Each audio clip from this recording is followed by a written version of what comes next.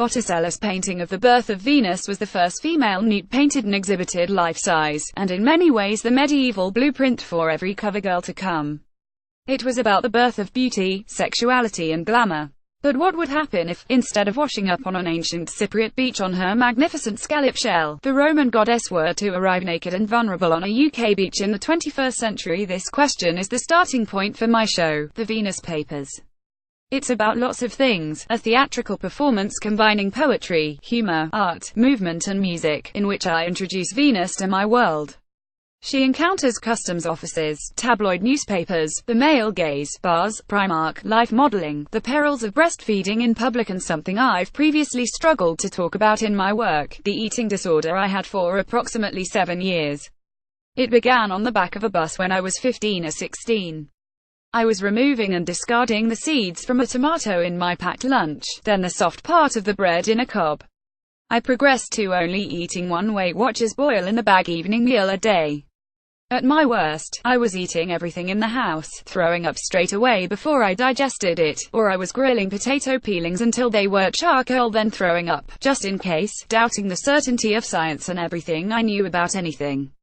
I did it to lose weight, though I wasn't overweight, and also because of a complicated net of then unresolved issues. So it wasn't about the weight, and at the same time it was, among many other things, personal to my background. I was of course also influenced and affected by the magazines I grew up reading, and female bodies I saw idealized by media and business. In words and poetry I could express thoughts I'd never been able to before. Lydia towsey. Photograph Ambrose Musa year was Esther. At the height of my illness, I was given yet another food diary in which to record the dietary plan of 500 daily calories I'd committed to, but which instead I filled with confused, fictional scrawl. I fell in the street twice in 48 hours, because of my ludicrous compulsion to speed walk and over-exercise, even with the midday sun bearing down on me.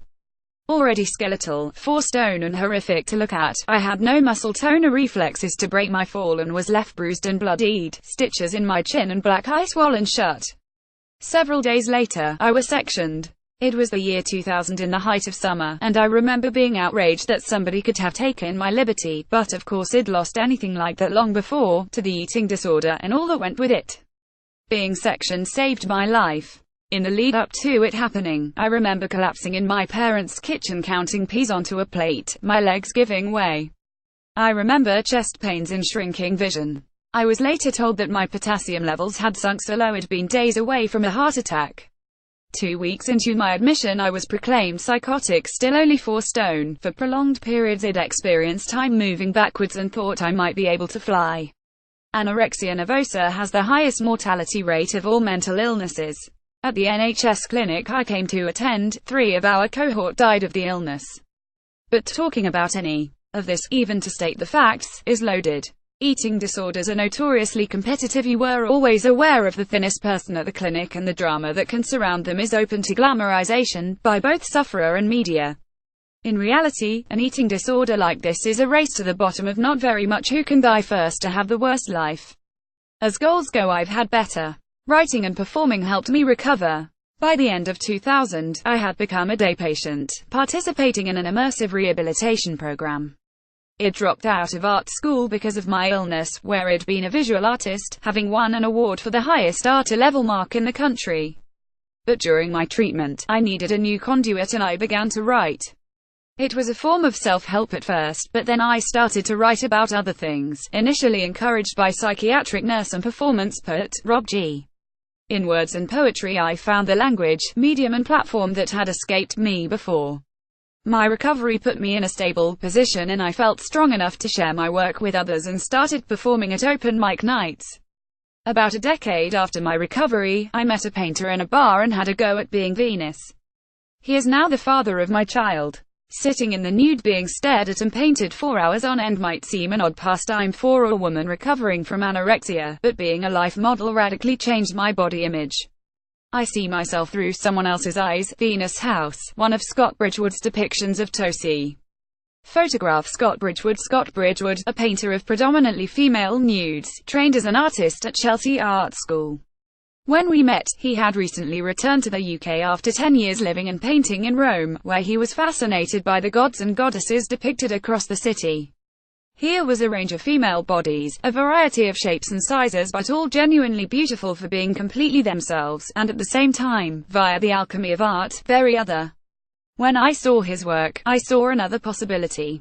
Women's bodies, when represented commercially, are all about fragmenting and elongating and packaging and passivity. The stripping of identity. Female nudes throughout art history have also been passive, whereas men's poses were generally open and active. The women in Scott's paintings weren't passive or distorted, they were about accuracy, with no airbrushing. Botticelli's Venus, too, was anatomically incorrect. In fact, she was so out of proportion that she wouldn't have been able to stand up. I agreed for Scott to paint me, and, sitting naked and stripped of all social facades, for the first time I felt I was just a human, a body, one of us.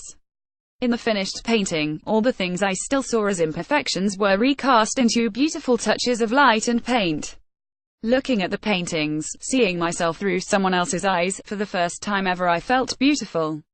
The Venus Papers began life in 2015 as a book published by Burning Eye. One of the best things about putting it on the stage has been working with musicians, directors and the designer Kate Unwin. The set for the show, which in part interrogates Botticelli and the male gaze, features reproductions of Scott's paintings, including some images of me, and one of our daughter. At various times, I interact with them. For instance, I point to a painting of my breasts as I tell the story of a man who came up to me at an exhibition featuring a nude portrait of me, to proudly announce, "I've seen your tits." He was making a power statement, but it reminded me of Magritte's famous painting of a pipe, under which is written, "This is not a pipe. Those are not my tits."